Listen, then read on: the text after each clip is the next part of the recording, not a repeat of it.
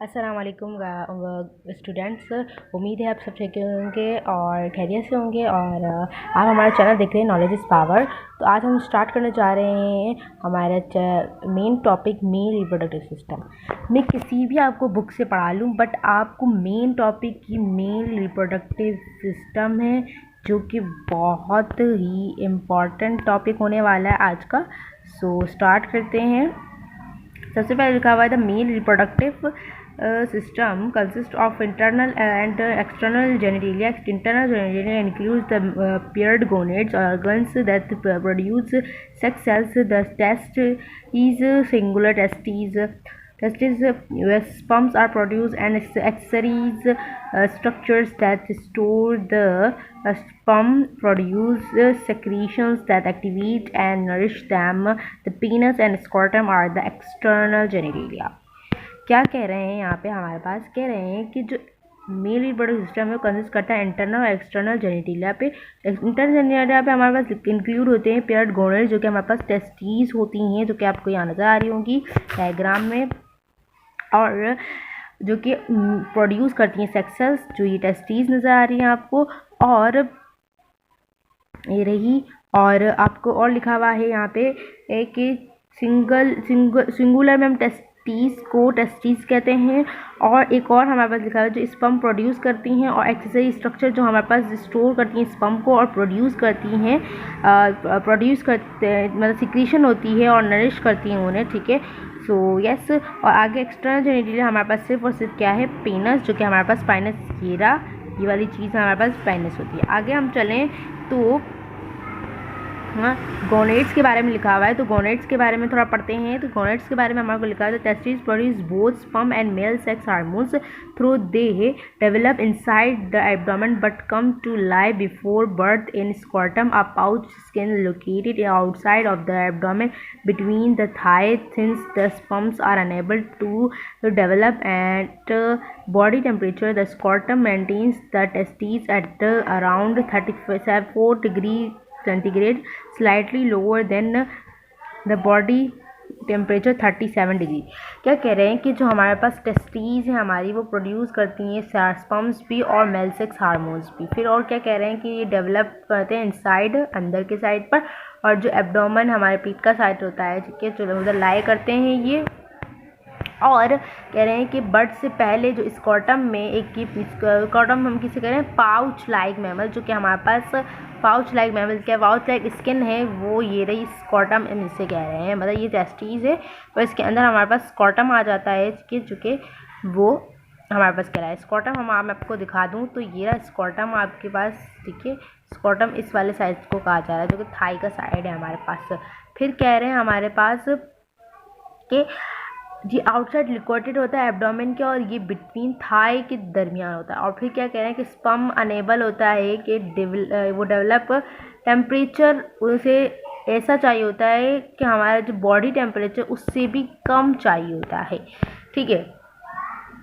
जो स्क्रॉटम में मेंटेन करता है टेस्टीज अराउंड 34 डिग्री सेंटीग्रेड, जैसे कि मैंने अभी बताया, और स्लाइटली लोअर चाहिए होता है बॉडी टेम्परेचर से, ठीक है। एंड देन आगे पढ़ते हैं the testes is composed of lobules which contain tightly coiled seminiferous. और आगे लिखा हुआ है हमारे पास, आगे में लिखा हुआ है कि which make up most of the each testes, the satellite cells in the tubules responsible for the production of sperm. Process of sperm production is called spermatogenesis. हमारे पास यहाँ पे कहा जा रहा है कि जो हमारे पास ये टेस्टीज है कंपोज कर रही है लोब्यूल्स आपको यहाँ से यहाँ पे मैं दिखाने चलूँ तो ये रहे हमारे पास लोब्यूल्स, ठीक है, जो कि आपको नज़र आ रहे होंगे। और ये कंटेन टाइटली कंटेन होता है, कोलाइड फॉर्म में होती है वो फेमिनिस्ट ट्यूब्यूल, जो कि हमारे पास ये रही है फेमिनिस्ट ट्यूब्यूल्स जो कोलाइडली यूँ बने हुए हैं, ठीक है, जो, और ये एक सिर्फ अलग से एक और इस तरीके से बना हुआ है यूँ, फिर इसके बाद एक यूँ, तो ये लोब्यूल हो जाते हैं, और उसके अंदर का जो ये गोल मटेरियल है कोलाइड फॉर्म में, वो हमारे पास सेमिनिफेरस ट्यूब्यूल कह रहा है, ठीक है। और इधर मैं आपको और भी बहुत सारे एक्सेसरीज़ के बारे में बता दूँ तो ये हमारे पास एक्सेसरीज डक कहलाती हैं, और एक्सेसरीज ग्लैंड्स कहला रहे हैं। ठीक है, आगे चलते हैं हमारे पास। तो आगे कह रहे हैं कि जो हमारे पास सेटेलाइट सेल हैं ट्यूब्यूल्स में, वो रिस्पॉन्सिबल होते हैं स्पर्म की प्रोडक्शन के लिए, और हर टेस्टिस जो है वो मेकअप करती है, मतलब एक मेकअप मोस्टली मेकअप पैन में होती है, जैसे कोलाइडल फॉर्म में उसे हम सेमीफेरस ट्यूब्यूल कह रहे हैं। ठीक है, और जो हमारी जो प्रोसेस है स्पर्म प्रोडक्शन, उसको हम स्पर्मेटोजेनेसिस कह रहे हैं। ठीक है, अब एक्सरी डक्ट्स की बात कर लें तो हमारे पास क्या कह रहे हैं। सबसे पहले हम ये बॉक्स पढ़ लेते हैं। तो हमारे पास इस बॉक्स में क्या कह रहे हैं।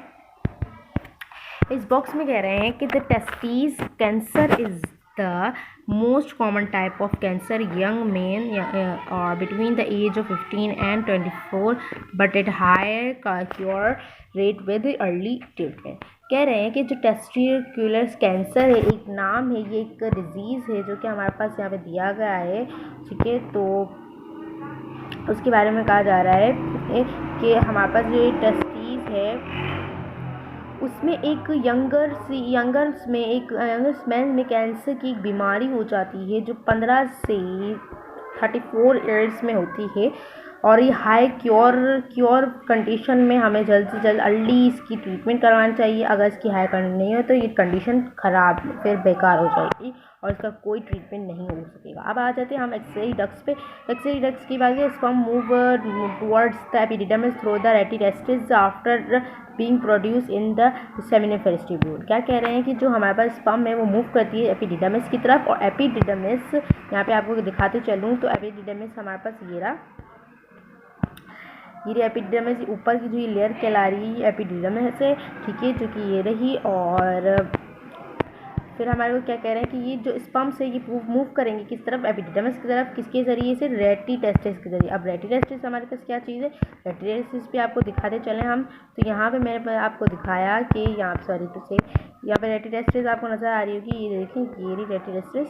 ठीक है, तो ये हमारे पास रेटिटेस्टिस जो कि सेमिनिफेरस ट्यूब्यूल और वेज डिस्टेंस मतलब जो कि हमारा एफरेंट डक्ट है उसके दरमियान का जो रास्ता है वो हमारा रेटिटेस्टिस कहला रही है। ठीक है जी, आगे की बात करें तो आगे हमारे पास लिखा हुआ है कि जो रेटिटेस्टिस है आफ्टर बीइंग प्रोड्यूस, ये प्रोड्यूस करने के बाद सेमिनिफेरस ट्यूब्यूल्स में रहेंगे कुछ देर तक। फिर क्या कह रहे हैं कि the epididymis and reticulus are connected by a network of tubes known as efferent ducts। क्या कह रहे हैं कि जो एपिडिडमिस और रेटिटेस्टिस है वो कनेक्टेड, जो आपस में इनका नेटवर्क जो कहला रहा है वो एफरेंट डक्ट कहला रहा है, मैंने जैसे कि बताया अभी आपको। और क्या कह रहे हैं, sperm cells are keep in the epididymis until they are ready for education and they are fully developed.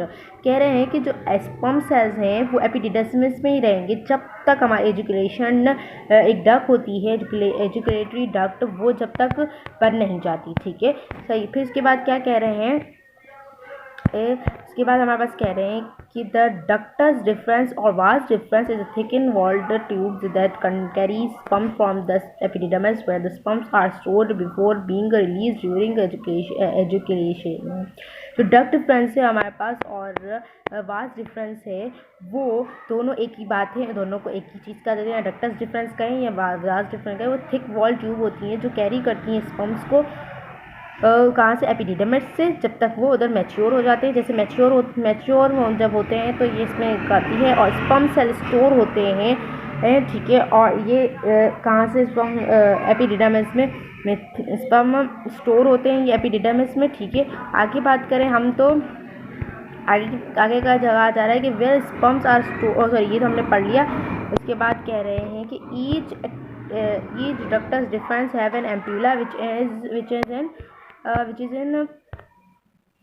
is in expanded part that serves as a reservoir. Ejaculatory ducts, one of the hollow tubes created by joining the excretory duct of semen vesicle and the ampulla of a ductus difference। यहाँ पे कह रहे हैं कि जो हमारे पास क्या कहते हैं, हर जो डक्टस डिफरेंस या एनवाज डिफरेंस उसके पास एम्प्यूला होता है। एम्प्यूला मैं आपको यहाँ पे दिखा दी चलूँ तो एम्प्यूला ये चीज़ है जो कि हमारे पास ये बनी हुई है इस तरीके से कुछ, तो वो हमारे पास एम्प्यूला कह रही है। यहाँ पे मैं इसकी आउटलाइन करके दिखा दूँ आपको। तो ये हमारे पास एम्प्यूला है। तो ये हमारे पास एक एम्प्यूला है जो कि कह रहे हैं कि इधर हमारे पास एम्प्यूला एक जो कि एक्सपेंडेड बड़ा सा पार्ट है, ठीक है, जो बहुत बड़ा सा यूँ करके पार्ट है, वो हमारे पास एम्प्यूला है जो कि जो हमारे पास एक रिजर्वायर की तरह यूज़ हो रहा है, और जो कि एजुकेटरी डक्ट है जो कि हमारे पास यहाँ पे आपको शो हो रही होगी, जो कि रास्ता है जो कि इस तरीके से वो हमारे पास एक हॉलो ट्यूब्स हैं जो कि 2 होती हैं और ये ज्वाइन करती हैं एक्सक्रीटरी डक्ट से, सेमिनल फेलिकल के जो एक्सक्रीटरी डक्ट के साथ ज्वाइन होती है और एम्प्यूला के साथ जो डक्टस डिफरेंस है। अगर मैं आपको यहाँ पे समझाऊँ तो मेरी ज़बान आपको समझ आए कि एम्प्यूला है, इसके बाद हमारे पास सेमिनल वेसिकल है और एक्सक्रीटरी डक्ट, ये आपस में एक साथ जुड़ी हुई हैं बट ये इन्हें अलग अलग नाम दिया गया है, ठीक है, ये बात की जा रही है। The ductus serves to combine sperm deposit in the ampulla with the fluid generated by the seminal vesicles and transfers these substances are to the posterior। क्या कह रहे हैं कि ये जो हमारे पास डक्ट से कंबाइन होकर स्पर्म डिपॉजिट कर रही है एम्प्यूला में, और एम्प्यूला से फिर ये फ्लूइड सेमिनल वेसिकल से ट्रांसफ़र होता है एक प्रोसेस। देखिए अब मैं आपको बताऊं कि एक ये सेमिनल वेसिकल है जो उसके अंदर हमारे पास सेमन के नाम का एक फ्लूइड आता है जो कि हमारे पास एक और पोस्टेड ग्लैंड है वहाँ जाता है, देन हमारे पास उसको दिया गया है। अभी इसके बाद कहा जा रहा है they enter into the urethra half way through the posted gland. जैसे कि मैंने बताया कि ये इंटर होगा यूरिथ्रा में, फिर हाफ वे ये पोस्टेड ग्लैंड में जाएगा। The urethra also known as urogenital duct is common tube for the urinary reproductive discharge. क्या हो रहा है कि यहाँ पे तो सॉरी मेरी थोड़ा डिस्टर्बेंस हो गई थी तो इसलिए मुझे बंद करना पड़ा। अभी मैं क्या कह रही थी कि यहाँ पे जो यूरिथ्रा है हमारे पास, अगर मैं यूरिथ्रा की बात करूँ तो उसे यूरोजेनिटल डक्ट भी कहा जाता है। कॉमनली ट्यूब होती है कि यूरिनरी और रिप्रोडक्टिव डिस्चार्ज ट्यूब के लिए, ठीक है। अगर हम पेनस की बात करें तो पेनस हमारे पास, मैंने जैसे कि बताया, ये रहा हमारे पास पेनस, जो कि मेल एक्सट्रेज जेनेटिला है, उसको हम कॉपलेरी ऑर्गन कहते हैं, और ये कंसिस्ट करते हैं ग्लैंड्स पे जो कि हेड और टिप्स ऑफ पेनस की जो टिप होती है वो है, और जो ये ग्लैंड्स है वही सेंसिटिव होती है, बहुत सेंसिटिव होती है, और कंटेन करती है ओपनिंग यूरिथ्रा की ओपनिंग इससे होती है। जैसे कि देखें दोनों का एक साथ ही बताया गया है कि एक साथ ही है, ठीक है। फिर कहा जा रहा है कि some man fold skin called the foreskin, यानी कि अगर मैं बात करूँ जो ये फोल्ड स्किन है, ये जो इसके ऊपर जो ये है कप लाइक शेप है, ठीक है, तो वो हमारे पास वो कहला रही है फोर स्किन, ठीक है। तो मैं अगर आपको एक बात जैसे मैंने आपको बताया कि जो मेरे पास फोल्ड स्किन थी मेंस में से, जो वो हमारे पास फोर स्किन कहला रही है, और जो फोल्ड स्किन है वो जैसे कि बच्चों की बचपन में घटना होती है, जो फोर स्किन काटी जाती है ताकि वो मुसलमान हो सके, तो वो हम उसको कह रहे हैं फोल्ड स्किन, जो कि ग्लैंड्स कवर होता है उसके ऊपर। एक और बात की जा रही है जो कि हमारे पास शेफ्ट है, कंटेन करता है लेयर जो कि टिश्यू, और एक रूट है जो कि हमारे पास पीनस अटैच होता है उसके साथ पेल्विक एरिया के साथ। आपको पता है पेल्विक एरिया क्या है तो वो आप समझ पाइए, ठीक है। अगर हम आगे बात करें तो स्कॉटम वही मेल जेनिटलिया है लाइक पेनस, ठीक है। फिर उसके बाद कह रहे हैं कि प्रोटेक्ट करता है टेस्टिस की, और ये टेम्परेचर वही बात आ गई जो हमने पहले की। ये 3 सेट्स एक्सेसरी ग्लैंड्स होते हैं हमारे पास, एक सेमिनल वेसिकल, एक पोस्टेट और बल्बो यूरिथ्रल ग्लैंड की बात करें तो हमारे पास ये 3 ग्लैंड्स होते हैं जिनको मिला के सेमन बनता है। जैसे कि मैं अगर बल्बो यूरिथ्रल ग्लैंड, पोस्टेट और सेमन की बात करूं तो इन तीनों से हमारे पास सेमन बन रहा है, सेमन इनसे गुजरेगा, ठीक है।